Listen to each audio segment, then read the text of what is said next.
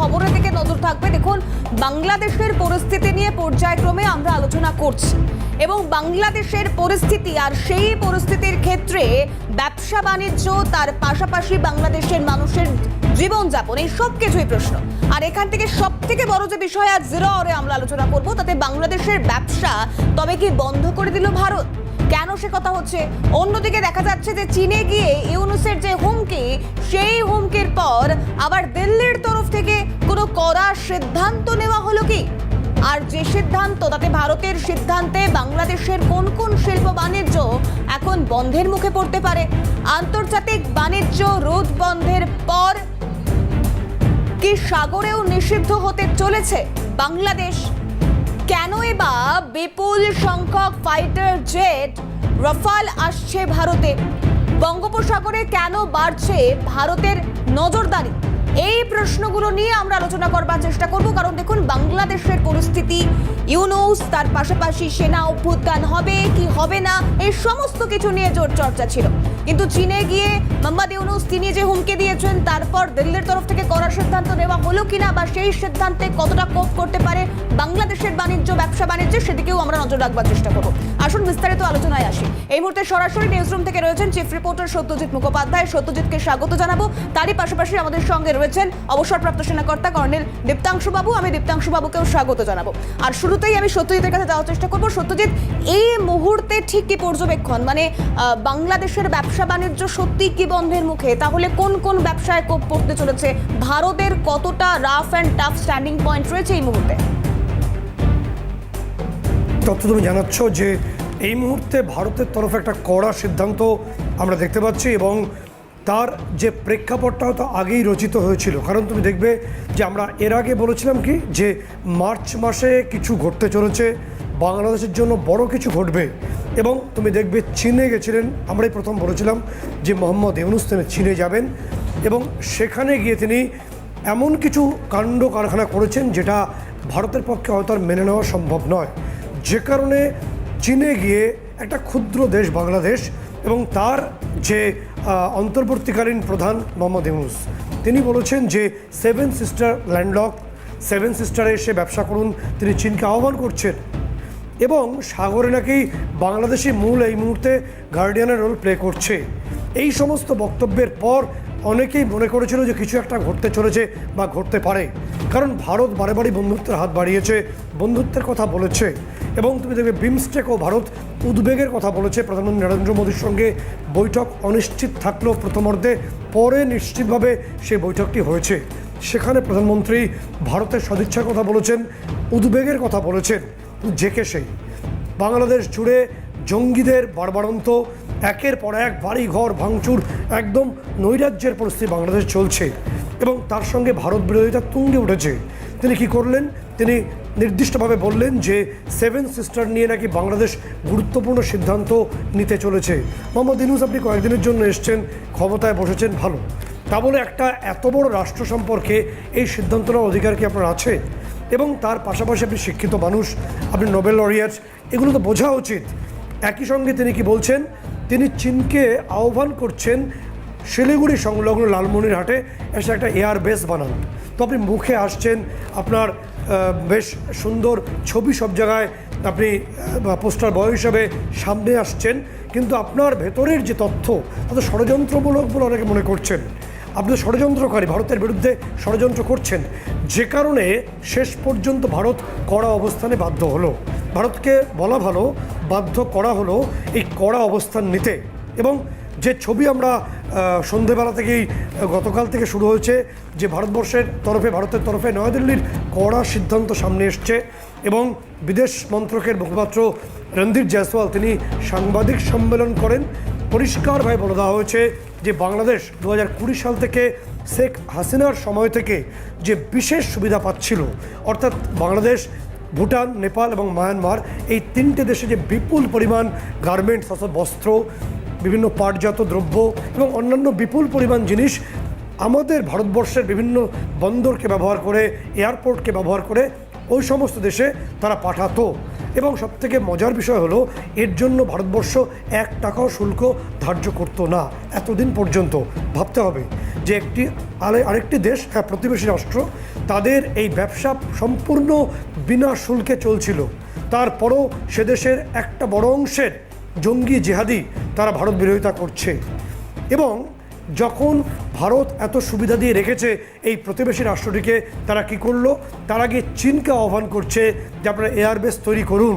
হ্যাঁ, চীনও আমাদের গুরুত্বপূর্ণ আমাদের অ্যালায়েন্সে আছে, কিন্তু তার অর্থ তো এটা হতে পারে না যে সেই রাষ্ট্রের এয়ারবেস একদম আমাদের পার্শ্বস্থ অংশ হবে কোনো কারণ ছাড়া। যে কারণে আমাদের অনেকগুলো টেকনিক্যাল সমস্যা ছিল, সেটা উল্লেখ করা হয়েছে আমাদের ভারতের বিদেশ মন্ত্রকের তরফ থেকে। এবং এই মুহূর্তে বাংলাদেশের সমস্ত আন্তর্জাতিক বাণিজ্য রুট বন্ধ হয়ে গেছে, বন্ধ করে দেওয়া হয়েছে বলা ভালো। এবং সেই বন্ধ হওয়ার পরিপ্রেক্ষিতে আমি একটু উল্লেখ করে দেবো কী কী ক্ষতির মুখে বাংলাদেশ এই মুহূর্তে পড়ছে। প্রথম বিষয় হলো যে এই যে 3টে রুট বন্ধ হয়ে গেল, অর্থাৎ 7 সিস্টার আমাদের ভূমিকে ব্যবহার করে বা পশ্চিমবঙ্গের বিভিন্ন স্থলবন্দর বা বন্দরকে বা এয়ারপোর্টকে ব্যবহার করে যে বাণিজ্যটা বাংলাদেশ করছিল, সেটা বন্ধ হওয়ার পরিপ্রেক্ষিতে এখন থেকে সেই সমস্ত দেশে, নেপালে বা ভুটানে যদি বাংলাদেশ সেই প্রোডাক্ট পাঠাতে যায়, তাহলে কন্টেনার পিছু বাংলাদেশকে $300 থেকে $500 বেশি খরচ করতে হবে, অর্থাৎ কয়েক হাজার বা লাখ টাকা খরচ বেড়ে গেল। দ্বিতীয়ত, এই যে প্রোডাক্টগুলো পাঠাচ্ছিল তার যে সময়সীমা, কাঁচামাল বা কাঁচা প্রোডাক্ট র মেটেরিয়ালস পাঠালে সময়সীমা ধার্য করা থাকে, এখন থেকে 7 থেকে 10 দিন আরও বেশি সময় লাগবে, অর্থাৎ সেই প্রোডাক্টের যে গুণগত মান তা নষ্ট হতে বাধ্য। এবং ভারতের এই সিদ্ধান্তের পরিপ্রেক্ষিতে, নয়াদিল্লির এই কড়া অবস্থানের পরিপ্রেক্ষিতে যে ছবিটা আসছে তা হলো যে বস্ত্র, চামড়া এবং একই সঙ্গে অন্যান্য যে র মেটেরিয়ালস, এই সমস্ত যে ব্যবসা বাংলাদেশ সারা বছর ধরে করে, সেই ব্যবসায় একটা ইনস্ট্যান্ট এফেক্ট আসতে বাধ্য। এমনিতেই বাংলাদেশের বস্ত্রশিল্পের যারা কর্মী আছেন তারা ঠিকমতো তাদের যে বেতন পাচ্ছেন না, ফলে এই সিদ্ধান্তের পরিপ্রেক্ষিতে এই সমস্যা আরও বড় হয়ে চওড়া হয়ে সামনে দেখা দেবে। এর পাশাপাশি যে ছবিটা আসছে যে ভারতের তরফে যেভাবে এই কঠিন সিদ্ধান্ত নেওয়া হয়েছে, তার ফলে বাংলাদেশের বিপুল পরিমাণ ক্ষতি হবে আর্থিক, সেটা বছরে $1.2 বিলিয়ন বাংলাদেশ ইনস্ট্যান্ট, এখনই যদি হয় এক্ষুনি, এই সিদ্ধান্ত যেহেতু লাগু হয়ে গেছে 8ই এপ্রিল থেকে, ফলে এবছরই বাংলাদেশের আর্থিক ক্ষতি হবে বছরে $1.2 বিলিয়ন।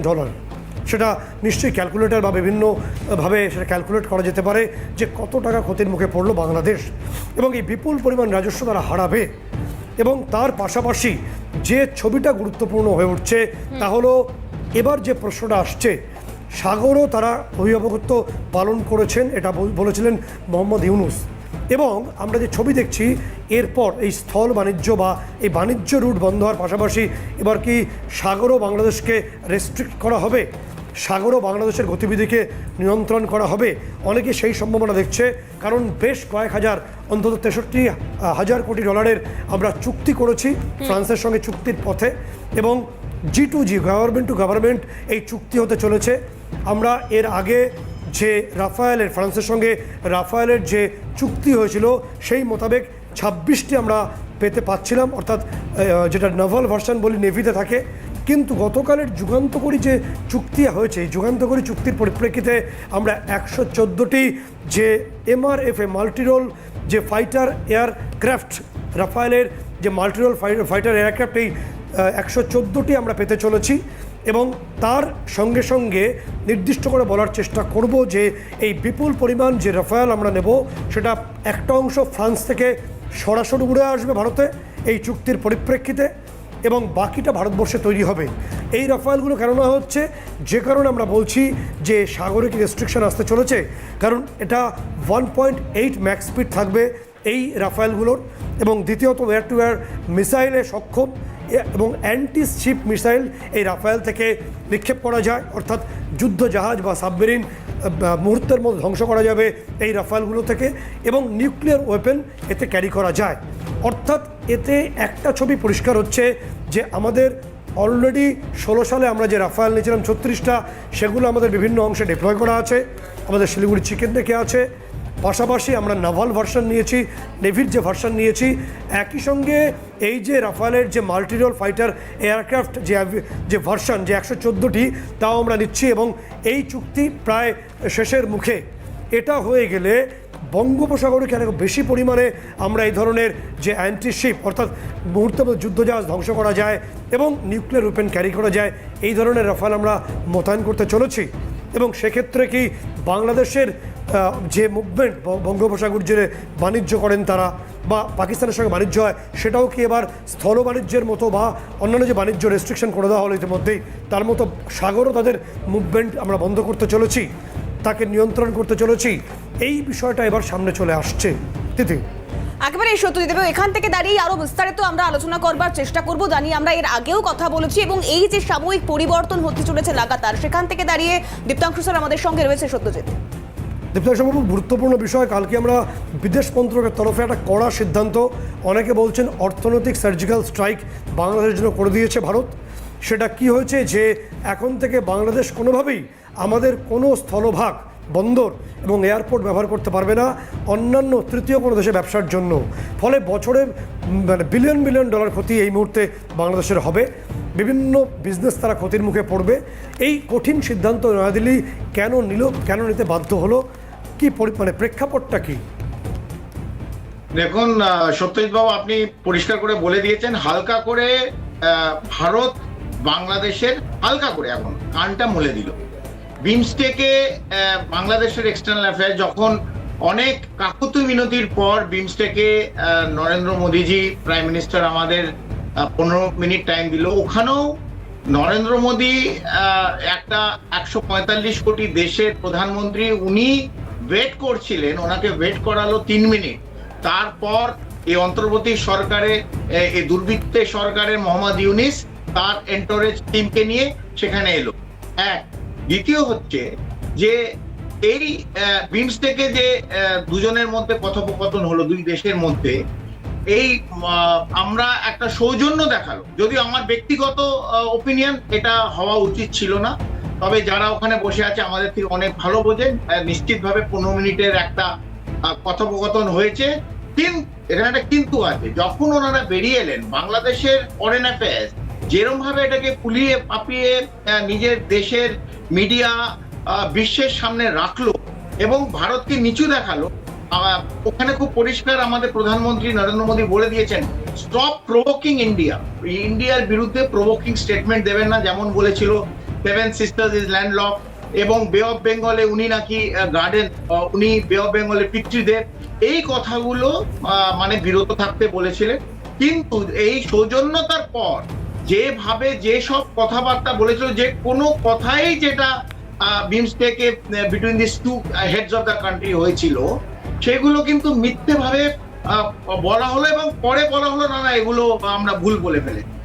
এইখান থেকে আমার মনে হয় যে হালকা করে কানমোলা বাংলাদেশকে দিল। এই সিগন্যালটা বাংলাদেশের এই সময় বুঝে নেওয়া উচিত। এই ট্রান্সশিপমেন্ট বন্ধ করা, এই ট্রান্সশিপমেন্ট বন্ধ কিসে করলো? ওদের বস্ত্র শিল্প, যেটা ওদের মেইন ব্যাকবোন অফ বাংলাদেশ, সেইখান থেকে ভারতে বিশেষ করে পশ্চিমবাংলায় হলদিয়া এবং কলকাতার থেকে ডকের থেকে ট্রান্সশিপ্ট হতো। এটা ট্রাকে করে ভুটান, নেপাল অত মায়ানমার এই 3টে জায়গায় যেত ভারতের ওপর দিয়ে। সেই জিনিসটাকে ভারত এটাকে, নেপাল এটা কমপ্লিট বিনা ট্যাক্সে দিত, যেটা আপনি বললেন কোনো ট্যাক্স এর ওপর লেভি হতো না। সেই জায়গা থেকে এটাকে বন্ধ করা হলো এবং এয়ারপোর্ট থেকেও যদি করতে হয় সেগুলো সব বন্ধ হয়ে গেল আপাতত। এবং ল্যান্ড যতগুলো পোর্ট আছে, ধরুন আমাদের বনগাঁ থেকে পেট্রোপল, বেনাপোল, এই ল্যান্ড পোর্ট থেকেও আর ট্রান্সশিপমেন্ট করা ভারতের মধ্যে দিয়ে নেপাল, ভুটান এগুলো কিন্তু আর যাওয়া যাবে না। এটা পরিষ্কার করে জানা, হালকা কানটা মোলা দিল। এই সিগন্যালটা যদি উনি না বুঝতে পারেন, যেটা উনি বলেছিলেন যে 7 সিস্টার মিস্টার ইউনিস ইজ পার্ট অফ ইন্ডিয়া, এটার সঙ্গে বাংলাদেশের এত কথা বলার দরকার নেই চায়নায় গিয়ে। ভারত বুঝবে এই 7 সিস্টারে কি করতে হবে। এবং আপনি যে 7 সিস্টার বলছেন বারবার, আমার সত্যজিৎ বাবু ক্যামেরার সামনে বলতে কোনো আপত্তি নেই, এই 7 সিস্টারটা না 9 সিস্টার হয়ে যায়, আমার 2টো বোন বেড়ে যেতে পারে।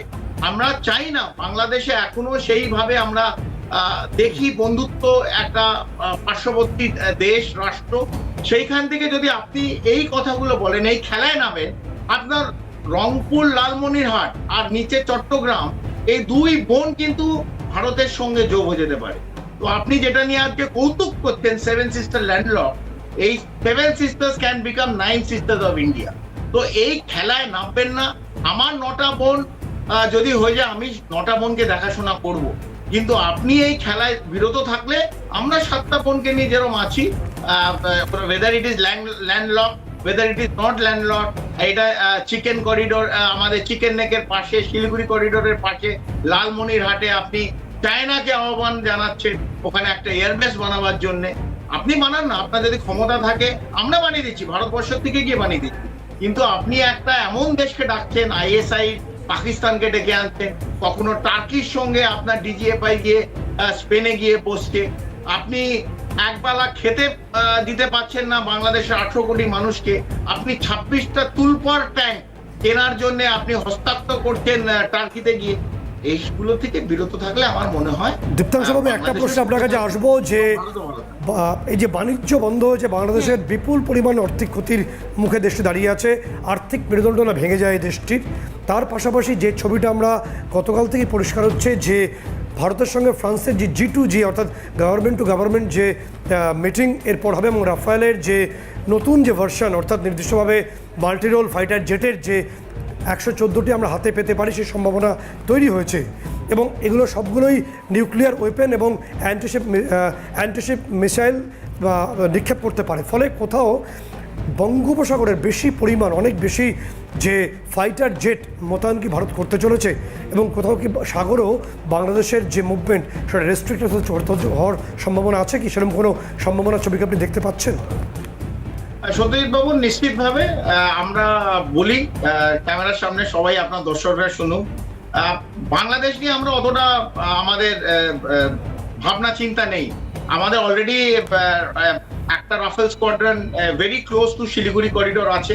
আমাদের এখানে 17 কোর পানাগড়ের স্ট্রাইক কোর আছে, যেটা তৈরি করা হয়েছিল হিমালয়ান কোর বলে। It is a strike core.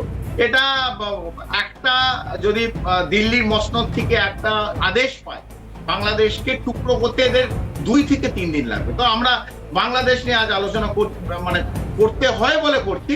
কিন্তু বিশেষ করে আপনি যেটা বলছেন, এই রাফাল আসতে আমাদের ফ্রান্সের সঙ্গে একটা এগ্রিমেন্ট হয়েছে, এবং সবার জানা উচিত এই আন্দামান নিকোবরে প্রায় 1200টি দ্বীপ আছে। ওখানে বিভিন্ন দ্বীপে আমাদের কিন্তু নিকোবরের দ্বীপে আমাদের যেটা ধরুন ভারতের বঙ্গোপসাগরের লাস্ট পোর্শন, ধরুন কলকাতা থেকে অ্যাবাউট 1200 কিলোমিটার দ্বীপগুলো, সেই দ্বীপে সেটা which is part of Bharat, সেইখানে কিন্তু অলরেডি একটা আমাদের বেস তৈরি হচ্ছে, নেভাল বেস তো আছেই।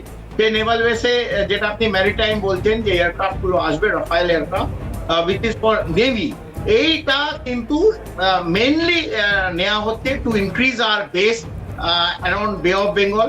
কারণ মালাক্কা স্ট্রেটের মাধ্যম দিয়ে যে চায়নার 70% এই গ্যাস, অর্থাৎ আপনি যেটা বলছেন, যেটা বলছেন যে এই যে বিপুল পরিমাণ রাফায়েল আসছে, সেগুলো তো অন্যান্য দেশ তাদের ভূমিকা আমাদের চোখে রয়েছে।